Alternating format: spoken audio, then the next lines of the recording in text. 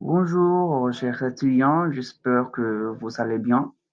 Je suis Camille Lopez et aujourd'hui, on va connaître les différents accents avec les règles et aussi, on va apprendre les adjectifs possessifs.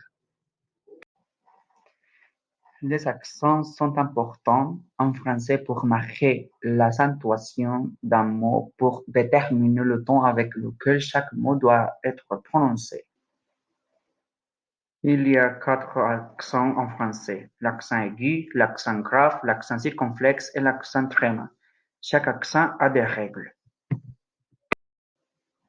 L'accent aigu est le règle. L'accent aigu se porte uniquement sur le E.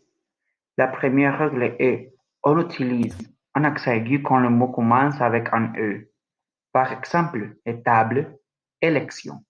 Et la deuxième règle est qu'on mette un accent aigu sur la dernière voyelle E du participe passé des verbes du premier groupe. Par exemple, le verbe infinitif manger, on doit mettre l'accent aigu sur le E.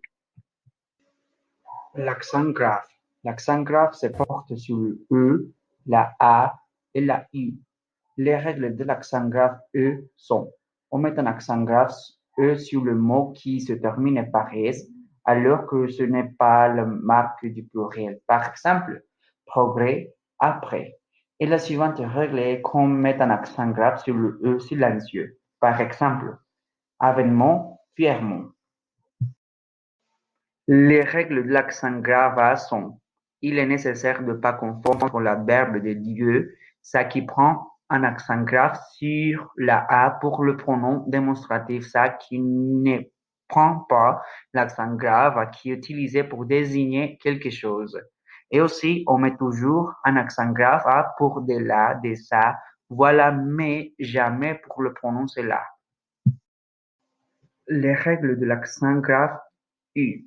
L'unique règle qu'il y a dans ce cas, c'est le cas de où, qui connote de demander le lieu lequel où vous allez. Par exemple, il va où? Il va à Paris. Les règles de l'accent circonflexe. Nous utilisons un accent circonflexe dans le haut des mots possessifs. Par exemple, le nôtre, le vôtre. Et aussi, on retrouve l'accent circonflexe sur certains noms et adjectifs. Exemple des mots: les jeunes, la boîte.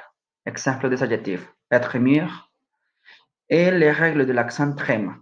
Le tréma, ce sont les deux points placés sur le E, le I et le U pour indiquer que la voyelle précédente doit être prononcée séparément. Par exemple, Noël, maïs.